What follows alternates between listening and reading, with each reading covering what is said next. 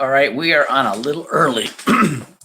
Matthew Ferry wanted to get on for a little bit early so we could talk a little bit. So this will have to be edited, I guess, out of it when I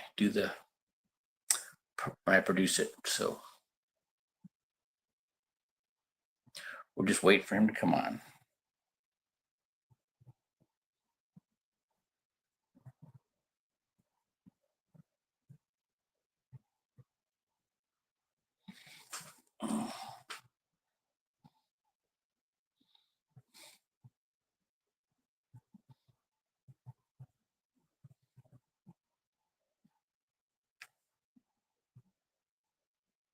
Where are you?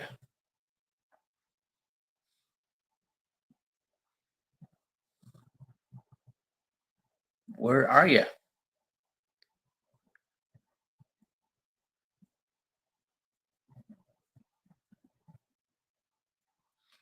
I don't see you.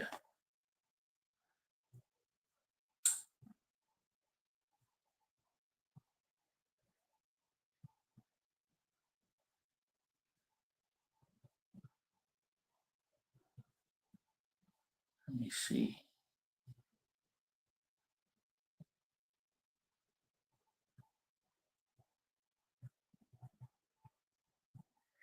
Hang on. Okay. All right, let's get you on stage here.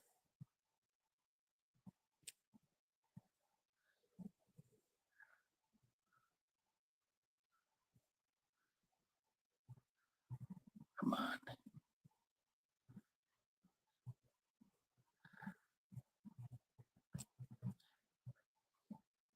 Recording. There we are.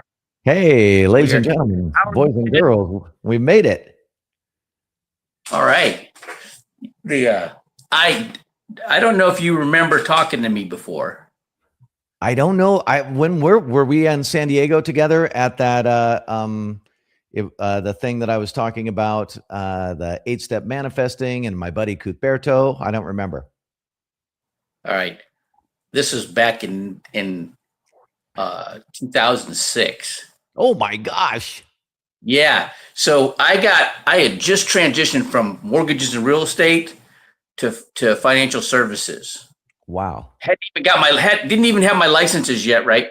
And they were promoting because Zig Ziglar was coming to San Diego, and so I bought a ticket, right? And then he didn't show. I think it was like toward the end of his career, he might have had a health issue or something, and so you were the replacement. I'd never heard of you before ever, right? And and then you started talking about do you know my background? I read your whole thing, yes. Okay, so I was a Navy SEAL for like 10 years. Got the benefit of going through Hell Week 2 times complete. I used to be a boxer. I was sparring partners with Roy Jones Jr., if you know who that is. Wow. Okay. Yeah. And so you start talking about the Drunken Monkey, and with all that experience in my mind, right? First thing I'm thinking about is, going through Hell Week the second time. 44 guys quit before breakfast on Monday morning. Right. And things like that. You just like, and of course now,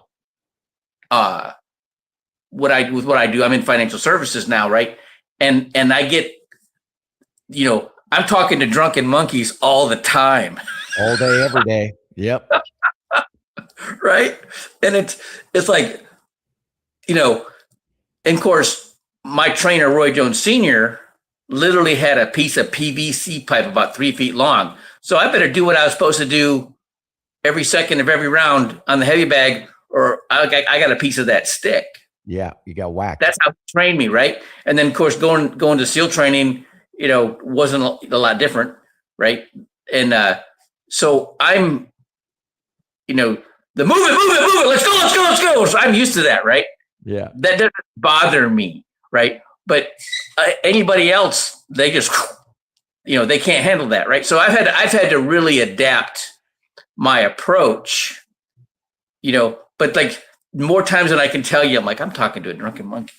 And ever since then, right? So, Well, it was interesting for me. I come from a completely different background. I come from literally sort of being raised with a silver spoon in my mouth.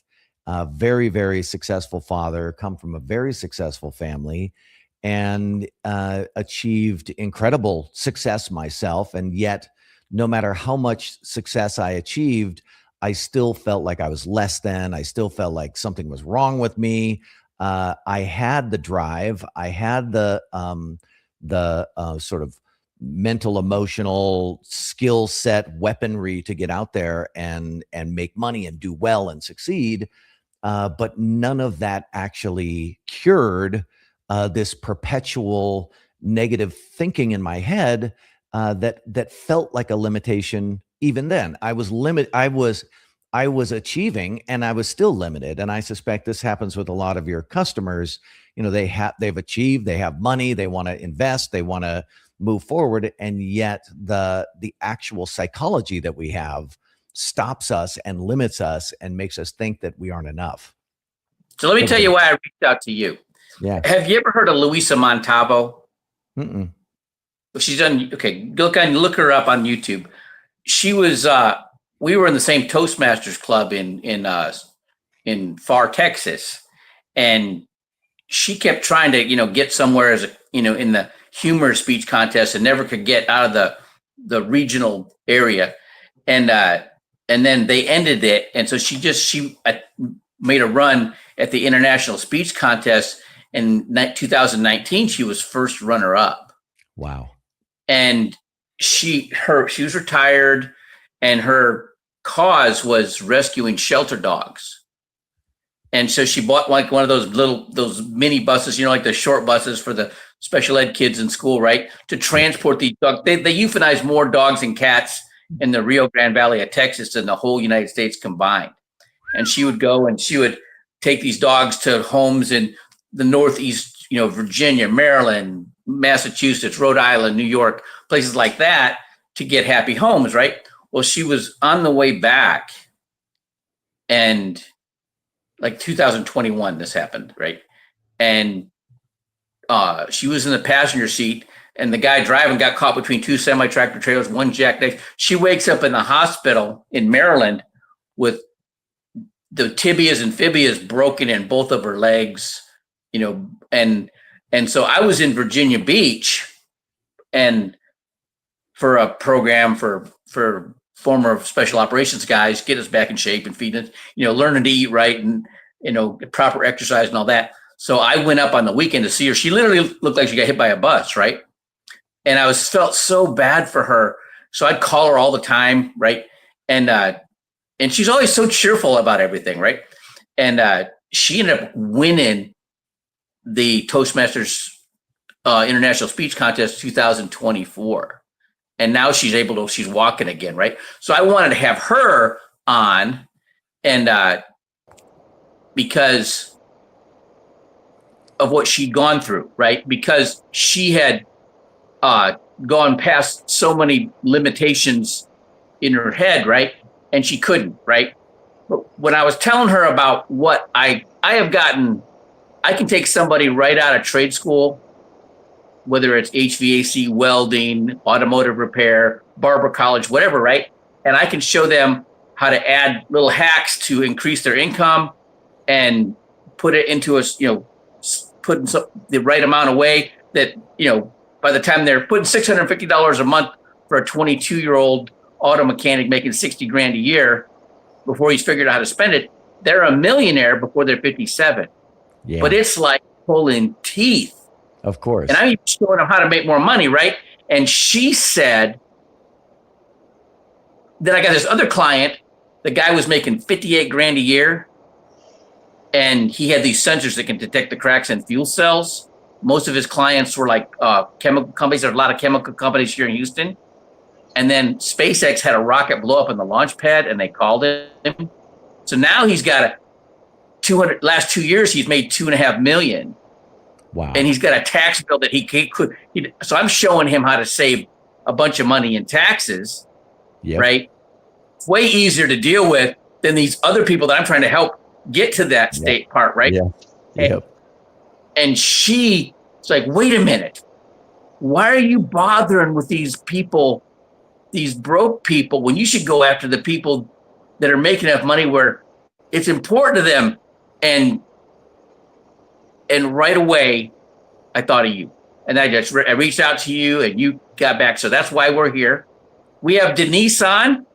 Hello, Denise is in, so we got a radio station in McAllen, Texas, that's tuning into us on YouTube.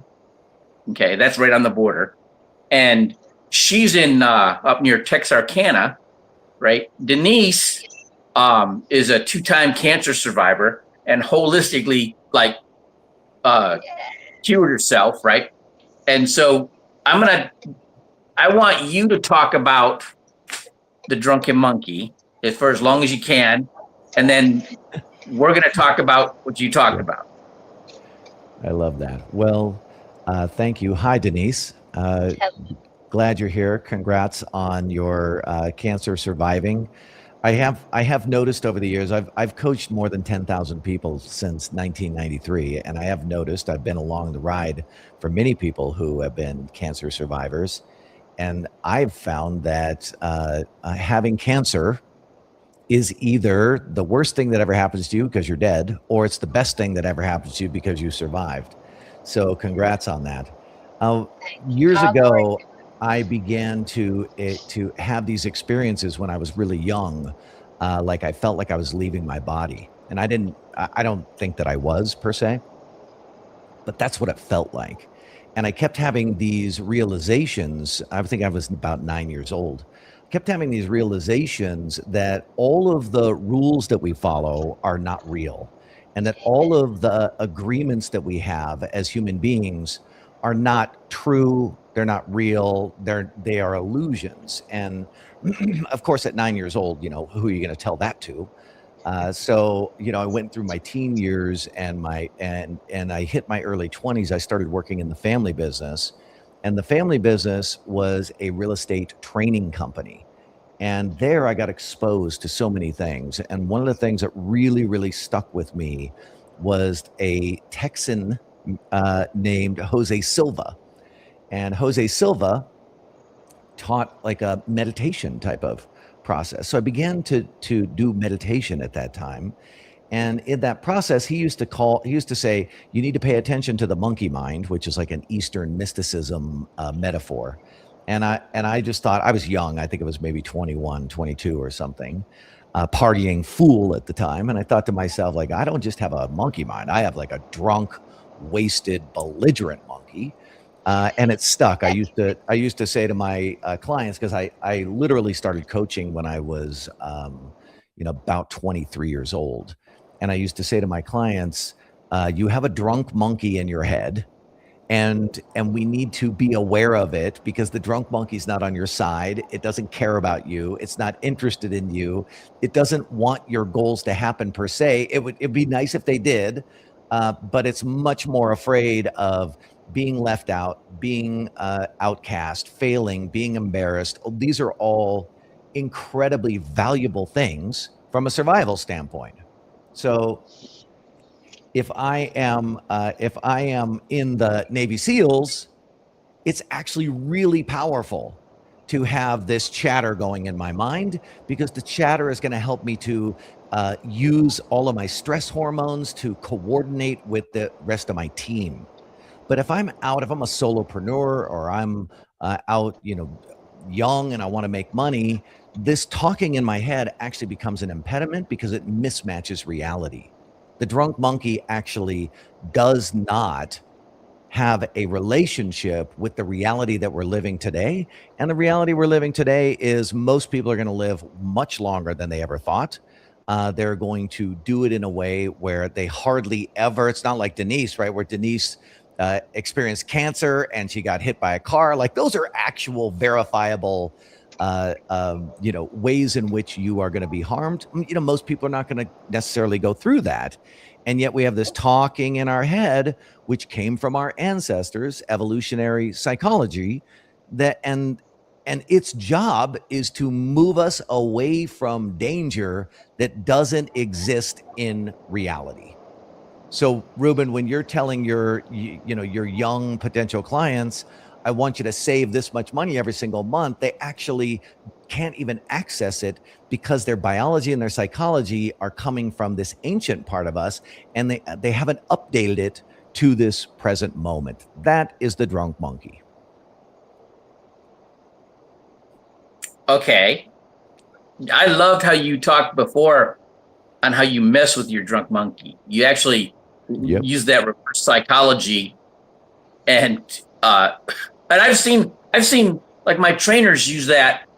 I'm like, I got a client on the phone, and they're like doing the takeaway, and I'm like, no, but then they grab on, right? All of a sudden, now I got a client, and I'm like, and because my trainer tried to talk him out of it. Yeah, and the takeaway close is essentially, if you look at most selling is based on an investigation about human behavior, and when you're selling, you are messing with and playing with people's behavioral psychology, and or their, in your case, maybe their their financial psychology, and that is a way in which you, the salesperson, are getting their drunk monkey to behave and get into alignment. It's really, selling is oftentimes really just a variation on therapy or psychology, and so you're using the drunk monkey to like get people to take action. Well, what being in a Navy SEAL and a boxing coach, you better do what I tell you, and you better do it right now. And yeah, that's using survival, right? You're using survival as your tool. Yeah, when I first got into sales, that worked for a while, right? Right. But then I started getting these objections, and I'd get mad. And the guy that was my broker was another ex-Navy SEAL, and he'd been doing it for a while. He had an MBA, went to law school and all that. And he's like, okay, an objection isn't a bad thing. They're telling you what their greatest concern is. You solve that, you solve everything. I'm like, oh. So I listen more. I listen a lot more now than, but you had some, you know how long ago this was, right? That it was 20 years ago that I first saw you, right? Doing this, talking about the drunk monkey, and you had me rolling.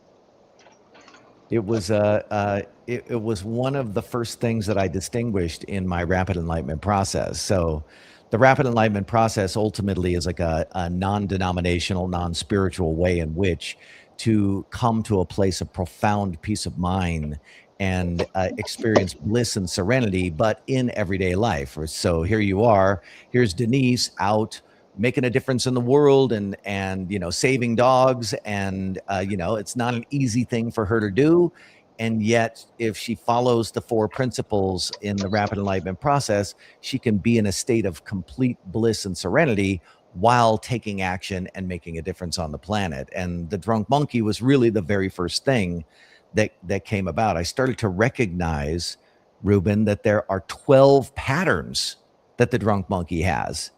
The drunk monkey is constantly avoiding negativities, and it does it in all these great ways. The drunk monkey literally thinks that it's psychic. So and that's actually a valuable tool for us. We think that we can predict the future. We can't. We can kind of understand what probabilities are coming, but the drunk monkey is convinced if I do this, then that thing is going to happen. And the drunk monkey is definitely not in the positive prediction business. And so I started to see those patterns play out. And when you begin to notice the 12 different ways the drunk monkey talks to you, all of a sudden you're like, oh God, you have more freedom. You feel more ease. You feel less stress. The drunk monkey is generally tied to all of your stress hormones. So and stress hormones are phenomenal at getting you to take action to avoid negativity or to go after some dopamine hit or pleasure that you're after. But that hardly ever leads to you becoming a wealthy person. Becoming a wealthy person means you're going to have to be able to spot all of your thought patterns, and you're going to have to take new action that is in alignment with an effective financial plan. And I know I'm preaching to the choir. That's not easy to do. You're a Navy SEAL. You were literally trained to be disciplined and to go through pain and to overcome your fears. Most people are not that. Well, when I'm 5'4.5" barefoot. And when I went to SEAL training, I weighed 128 pounds, but I'd had like 54 fights. I'd been in the ring against the best there is in the world, right? And as big and bad as the instructors were, I knew if I got them in the ring, I could whip them. And if they could do this shit, I could do it. That was my mentality, right? And and I had already set in my mind that if I could, so I had to do hell week twice. I caught pneumonia the first time. I was coughing up blood. I went from like 155 to 128 in a week. My performance dropped off really bad, and I got dropped from training. And 20 months later, after reapplying 7 times, they let me back in, and I was in great shape and everything. But I knew if I could make it past Wednesday, they weren't going to get me out of there with a gun. And so Wednesday night, I'm like just so motivated. Everybody else is dragging. And my class officer looks at me and goes, "Red," that's my nickname. And he's like, "Why are you doing this?" And I'm like, "Why are you doing this?" He goes, "Oh, that doesn't mean anything." I had no concept of what the expectations were. If I would have had any idea, I'd have never done this. And I had to like come off my euphoria because I knew once I made it past Wednesday, you weren't going to get me out of there, right? And and I said, I had to get this monkey off my back. Pun intended, right? I couldn't live with thinking there was something I couldn't do. And the big part of my frustration is when I said that's a pretty amazing predisposition that you have. That and like you came in that way. And so many of us, like we just came in different, right? You came in different. But so many of us, our desire for pleasure and avoiding pain is so high that we don't just naturally do those extraordinary things like what you're talking about. And so then the question becomes, well, how do you modify your psychology and your brain chemistry, your relationship to your nervous system such that you can start to do what you need to do? And that's really just an awareness of the different systems in your body. When you become aware of how your body functions and how your mind and your body function together, all of a sudden it gives you a much greater sense of freedom to do what you want to do, to be able to save the $650 every single month. That, that'll change your life if you're a young person. Getting yourself to do that, there are those special people like you who are just born sort of psychotic. I am doing it no matter what. And then there's like everybody else who are like, I don't know. Well, it's like when I mathematically can map it out, right? And I'm like, okay, it's like I love talking to the guys right out of trade school, showing a 22-year-old who just got an automotive repair making $60,000 a year. He's got his own apartment, he's got a car, he's got his cell phone, he's got his cable, right? He's got a refrigerator full of food, and he's still got money left over, right? This one joker, I called him up, and he's like, "I'm so glad you called. I paid out my bills, everything, and I got about $1,000 left over. I was going to go get another tattoo."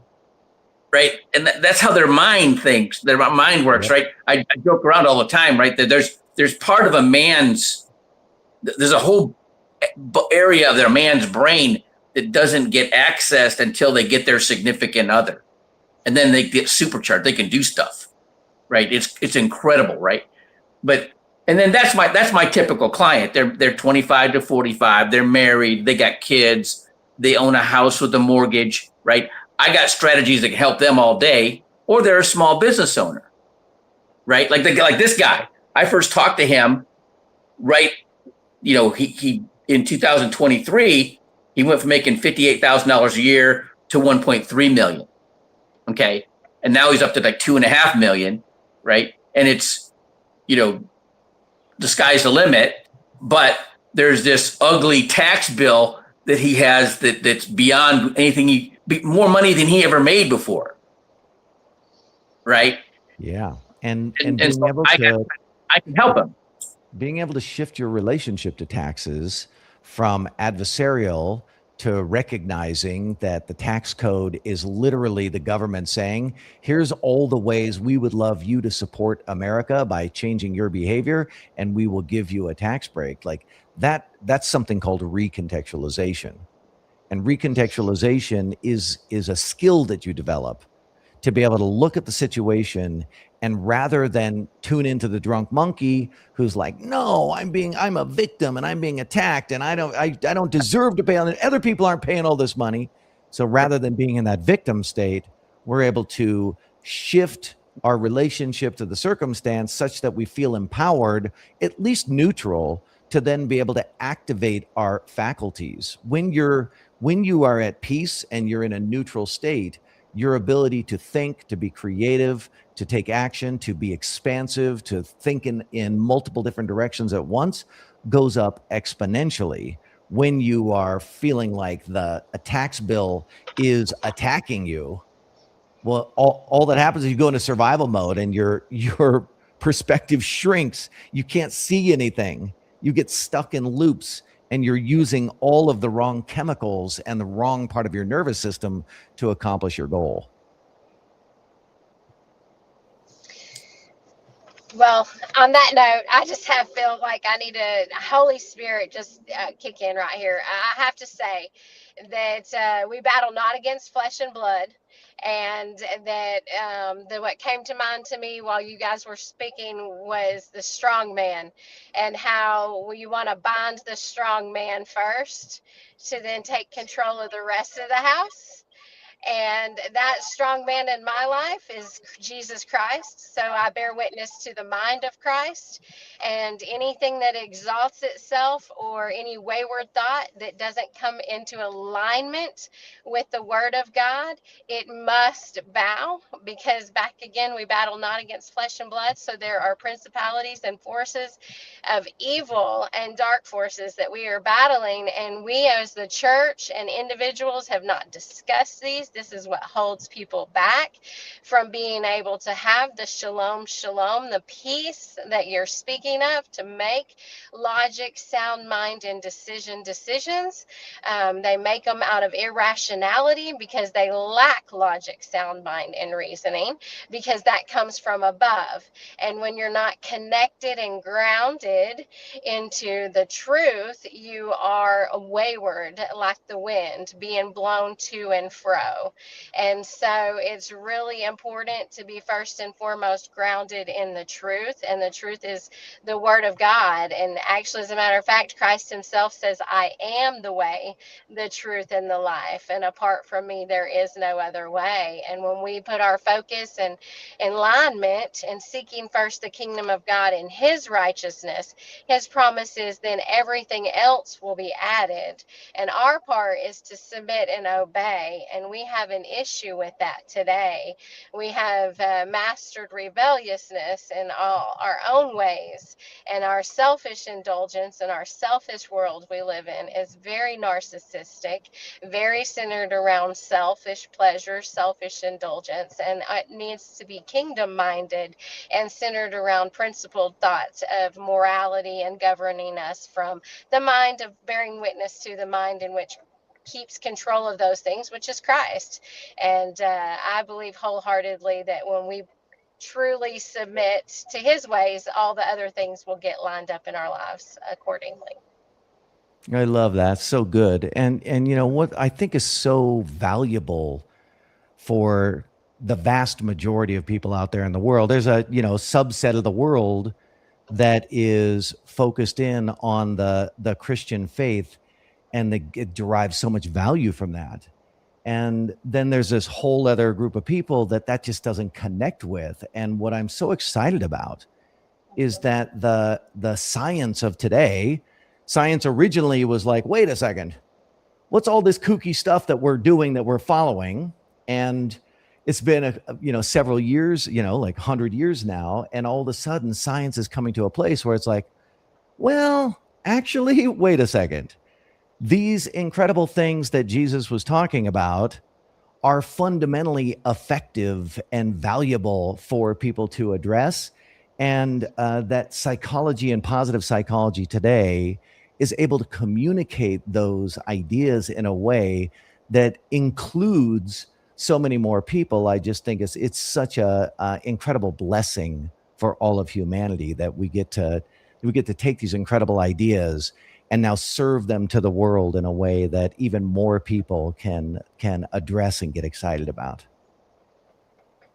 Well, when you're both of you talking, I've read the whole Bible cover to cover like 16 times. I went through a period where I read the same chapters of Genesis, Psalms, and Proverbs every day for a month before I went to the next chapter. It took me 3.5 years to do that. I learned the Paleo Hebrew and the temple process and all of that, and now I'm like, there was a part of the Bible in the Old Testament where God was, proclaiming prosperity and power to, and then all of a sudden it changed, and I'm like, so digging really deep, there was that the disciples got butthurt, over the religious leaders of the time that were selfish, and they were out for their own, wealth generation on the backs of the other believers, and that's where that comes from. But it's like you get people that God, they're just the most righteous people, and you want to help them, but they're like, money? No, I'm not gonna pay attention to my money because that's evil. I'm like, no. God wants us to have that control, but you got to pay attention. Well, he who can be trusted with little can also be trusted with much, right? And that's like drives me nuts. I'm trying to help somebody, a good Christian, and they're like, oh no, I don't want to be wealthy, right? Because that money's evil instead of the love of money is evil. That's right. And it's that's such a lack of understanding that, again, I'm talking to a drunken monkey. Yeah, we could say that there is a correlation between the evil that so many religions talk about and the drunk monkey, and we might actually back all the way up and say, from a behavioral psychology standpoint, there are aspects of our psychology that were constructive back in the day. In order to stay alive, I had to fight and connive and undermine and lie and cheat and steal, right? From a evolutionary standpoint, look, those were not bad things, actually, that kept people alive. But today we're living in a world where, the average person in America is going to die because of what they eat and their stress. And that's like out of the top 10, 9 out of the 10 are food and psychology related maladies. And so we're not in a world anymore where those quote unquote evil ways of thinking are actually effective. And if we look at the various religions, these religions sprouted up at times where like it was truly a survival situation. And yet here were these incredible avatars and leaders saying, hey, everybody, what if we got along? What if we were kind to each other? What if we supported each other? What if we all cooperated? And there was so much incredible value. And today, I think we have more than ever, we have more of a chance of actually implementing those ideas in our world, probably more now than ever before. I think, the question that we're all going to be faced with is the way in which it's communicated. So the more we're able to communicate in an inclusive way, without all of the dogma, the more likely it is that we're able to create the order that, Jesus spoke in such a way. It was like, hey, we can all get along, we can all love each other, we can all participate and collaborate with each other. That was like a phenomenal message, that was so radical it got him killed. Like, be kind to each other, kill that guy. Today, like, a kindergartner is like saying, let's be kind, let's be loving. We've evolved to a place now where these kinds of messages can really, really kick in. I'm going to bow out and jump into my next meeting, and I am so grateful that you two had me on. Denise, thank you for your messages. Ruben, thank you so much for having me be a part of your process today. And I hope that that all of your clients prosper and that they overcome their behavioral psychology and actually start investing and building their wealth. It will give them relative safety, which means they likely are going to have a much more pleasant and enjoyable existence in their life. It's very helpful to have resources. So with that, I so much, I'm honored that you came on, right? And I just, your videos are all over YouTube. So look up Matthew Ferry, the Drunken Monkey, and he's got everything about it, right? But it's very enlightening and it's fun. You put the message out in a fun way. I was part of this ministry with a bunch of young guys that had real financial issues, and I was trying to teach them financial literacy, and they weren't getting it. So I read it. I'm like, let's go way back, and like, who created money? It was a guy named Hammurabi. And at the time, I was converting the 613 laws of Moses back to Paleo-Hebrew, and it's like a whole different understanding. And I'm like, oh my God, this was the same writer, right? Well, what happened was Hammurabi used the weights and measures from Joseph in Egypt to write Hammurabi's rules for money. It's like crazy, threads, right? Those thin threads that tie everything together. But again, thank you so much. I really appreciate you coming on and it's the drunken monkey. That drunk monkey, if you can tame the drunk monkey, your life will get a lot easier. You'll make some pretty amazing decisions. All right. Thanks for coming on. Have a good one. Bye-bye, everybody. Hey, lady. So we got another half hour to talk. He's so good, right? He's in one of his videos, he talks about, he's not a Christian, he's not a Buddhist, he's not a Hindu. He loves them all. That's what he says, right? And he takes the best out of all of them, right?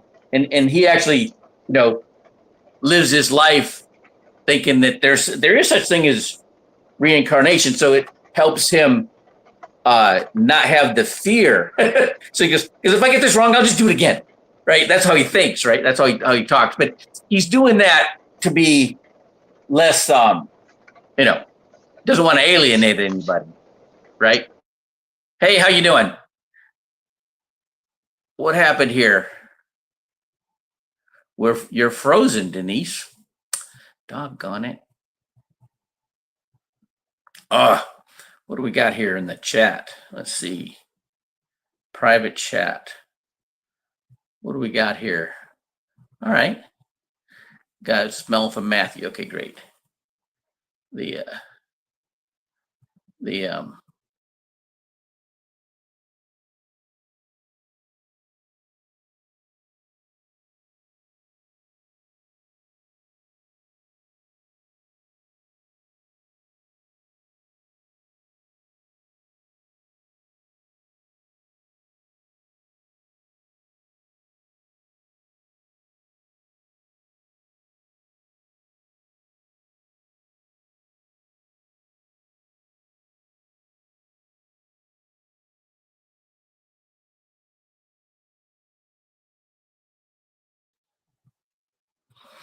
Oh, well, we lost Denise too. So we're going to have to come up to a close. We got a little short show, but that was so awesome having Matthew Ferry on.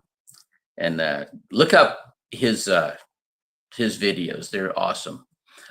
All right. Well, that was the show. Have a great day.